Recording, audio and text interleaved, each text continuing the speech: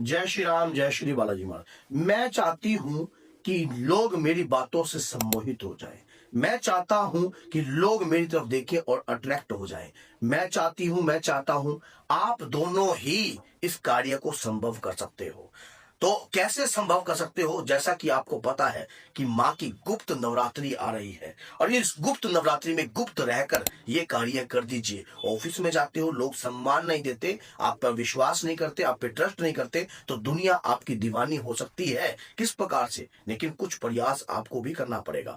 आज की ये वीडियो आपके लिए बहुत ज्यादा लाभकारी है। अगर इस वीडियो के एंड तक आप बने रहे तो कुछ ना कुछ लेकर अपने साथ जरूर जाओगे। अगर वीडियो को स्किप कर चले गए तो हाथ से कुछ ना कुछ जो है आप खो के जा सकते हो। तो इसलिए चैनल को लाइक कीजिए, चैनल को सब्सक्राइब कीजिए और शेयर कीजिए 10 लोगों तक, ताकि अगर उन्हें सम्मान नहीं मिल रहा है, उन्हें बार बार अपमान का सामना करना पड़ रहा है, तो आज के बाद उन्हें कभी अपमान का सामना नहीं करना पड़ेगा। एक कार्य आपको गुप्त नवरात्रि में या नवरात्रि में या कभी भी आप इस वीडियो को देख रहे हो तो किसी भी चौदस से भी आप इस वीडियो के माध्यम से अपने आप की ऊर्जा को बढ़ा सकते हो। तो क्या होता है कि जीवन में, हमारे दैनिक जीवन में हमारा बहुत ज्यादा संघर्ष होता है और कई बार तो हमारा शोषण होता है। सामने वाला व्यक्ति भी हमारा शोषण करता है, अधिक से ज्यादा काम लेता है और उसके हिसाब से हमें पूर्ण रूप से धन प्राप्त नहीं होता, हमें वो सम्मान प्राप्त नहीं होता जिस सम्मान के प्रति हम चाहते हैं कि ये सम्मान हमें प्राप्त हो, ये कृपा हमें प्राप्त हो। तो जब कृपा बट रही होती है तब हम सो रहे होते हैं। आप एक बात अंदाजा लगा के देखना, जैसा कि आपको पता है कि नवरात्रि में जब खुली नवरात्रि होती है, नवरात्रि क्या होती है कि 2 खुली होती हैं और 2 गुप्त होती हैं। और गुप्त नवरात्रि के अंदर जो है हर व्यक्ति जो है अपनी पूजा, याचना, तपस्या, साधना सब कुछ करता है जीवन को आगे बढ़ाने के लिए। ताकि कोई जरूरी नहीं है कि आपको तांत्रिक बनना है, कोई जरूरी नहीं है कि आपको शक्तिमान बनना है। आपको ऐसा बनना है कि समाज में कोई आपको नीचा दिखाने की कोशिश ना करे। अगर कोई व्यक्ति अगर आपको नीचा दिखाने की कोशिश भी करता है तो आप उसकी काट करने के तरीके आपको आना चाहिए। आपको मेरे कहने से एक काम कर दीजिए, मार्केट से थोड़ा सा कुमकुम ले लीजिए। माताएं बहनें दोनों ले सकती हैं कुमकुम। आपको अपने पति से सम्मान नहीं मिलता या पत्नी से सम्मान नहीं मिलता तो ये आपके लिए वीडियो बहुत लाभकारी है। आप थोड़ा सा कुमकुम ले लीजिए और कुमकुम लेकर और मार्केट से एक दुर्गा कवच का पाठ ले लीजिए, पाठ की पुस्तक ले लीजिए दुर्गा कवच की।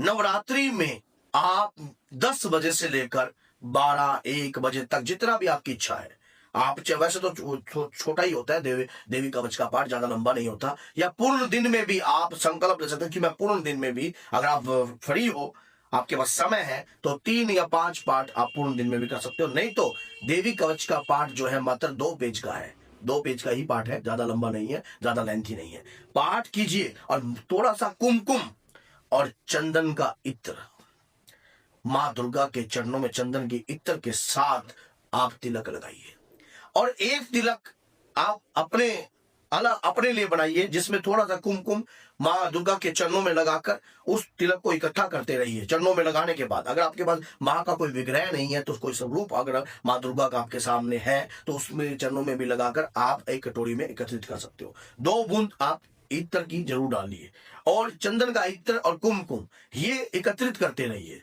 9 दिन तक आप एकत्रित करते रहिए।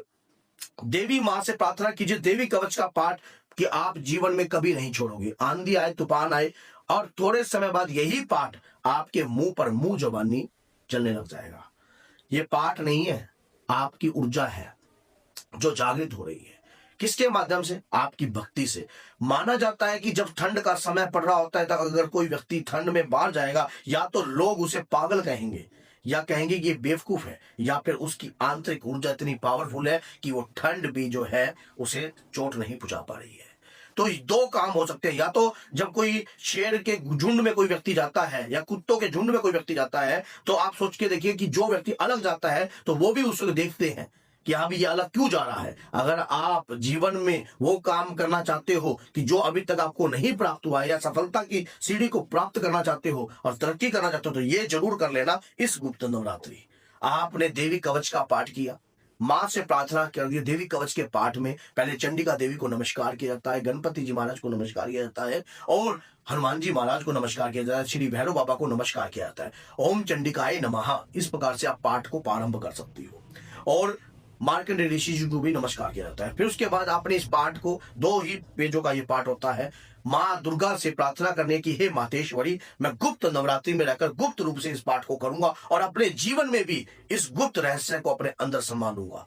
आप इस पाठ को कंटिन्यू कीजिए रोजाना, और जब आपका ये तिलक तैयार हो जाए, एक जादूगरी तिलक है ये, सम्मोहन कर देगा सामने वाले व्यक्ति को, मोहित कर देगा आपके प्रति, उसका दिमाग, उसकी जिह्वा लड़खड़ाने लग जाएगी अगर आप वो आपकी बुराई करता है या आपके प्रति जो है किसी भी प्रकार की निंदा आपकी करता है। देवी कवच का जब आप पाठ करते हो ना, तो आप देवी कवच के पाठ में सुन के देखना कि हे मातेश्वरी, हे ब्रह्मचारिणी, मेरे वीर्य की रक्षा करो, हे तेजस्वी, मेरे तेज की रक्षा करो, हे मातेश्वरी, मेरे हाड़ मांस की रक्षा करो।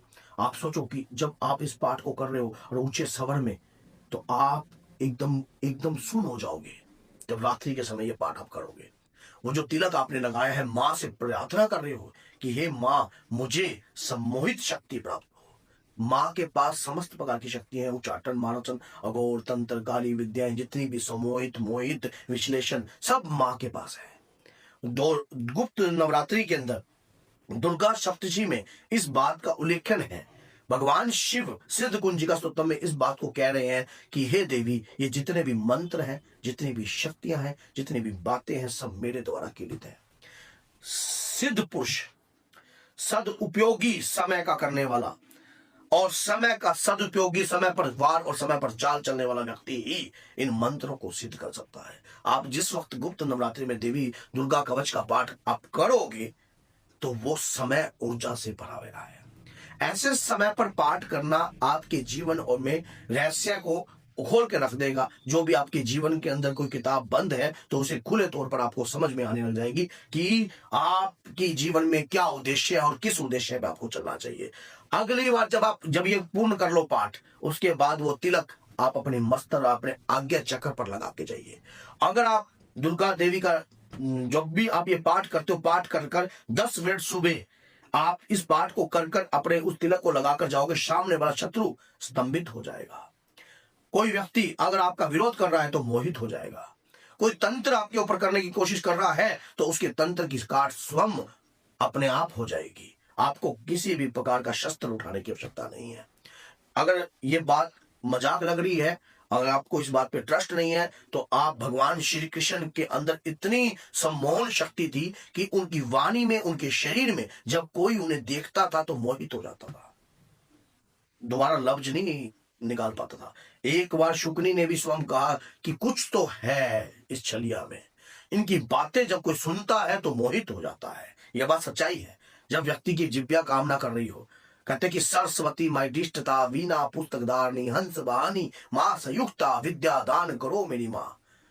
हमारे पास सरस्वती नहीं है तो लक्ष्मी का आगमन हम कैसे कर सकते हैं। ये तिलक लगाइए और फिर देखिए, जीवन बदल सकता है आपका। तो अगर वीडियो अच्छी लगी है तो लाइक कीजिए, चैनल को सब्सक्राइब कीजिए और बेल आइकन बटन को दबाना ना भूलिए। 10 लोगों तक जरूर शेयर कीजिए, ताकि कोई भक्त अगर माँ की पूजा करता है तो हमारा कुछ नहीं आता, आपका कुछ नहीं आता, सिर्फ एक शेयर बटन और चैनल को सब्सक्राइब करने से। तो बोलिए जय सीता राम, जय माता दी।